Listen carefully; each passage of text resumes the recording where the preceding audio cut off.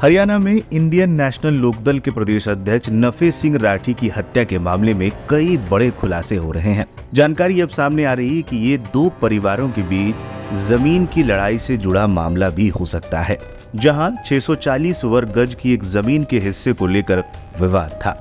BJP के पूर्व विधायक नरेश कौशिक पर हत्या का मामला दर्ज किया गया है। बीजेपी नेता करमवीर राठी और उनके परिवार के सदस्यों को भी इस मामले में आरोपी बनाया गया है। जटवाड़ा गांव में दो प्रमुख राजनीतिक परिवार। बहादुरगढ़ के जटवाड़ा गांव में दो प्रमुख राजनीतिक परिवार है। इनमें से एक नफे सिंह राठी का परिवार है और दूसरा बीजेपी नेता करमवीर राठी का परिवार है। इन दोनों परिवारों के बीच कई सालों से बना रिश्ता राजनीतिक महत्वाकांक्षाओं के रहते टूट गया था। हालात इतने बदतर हो गए थे कि अब नफे सिंह राठी की हत्या के आरोप में करमवीर सिंह राठी और उनके परिवार के सदस्य, जिनमें उनके बेटे और भतीजे को भी हत्या के आरोपों का सामना करना पड़ रहा है। 25 साल पहले खरीदी थी 32 बीघा जमीन।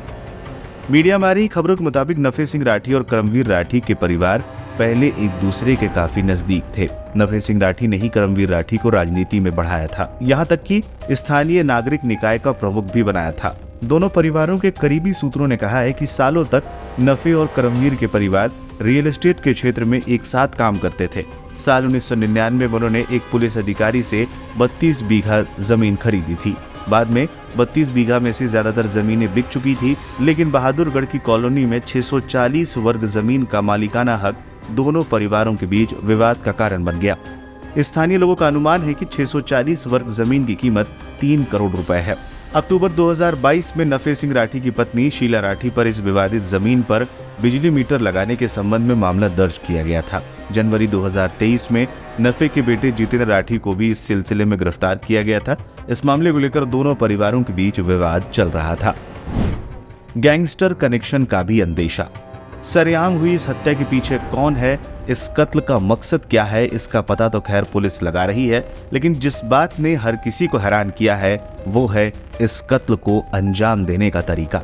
दरअसल कत्ल की वारदात को कातिलों ने कुछ ऐसे अंजाम दिया है जैसा इससे पहले भी उन्होंने सुपारी किलिंग की इन बड़ी वारदातों को अंजाम दिया हो। यानी कातिलों ने अपने टारगेट के बारे में जानकारी जुटाने के लिए पहले उनकी रेकी की, उनका पीछा किया और फिर घात लगाकर कुछ ऐसे गोलियों से छलनी कर दिया कि उनके बचने की कोई गुंजाइश ही ना बचे।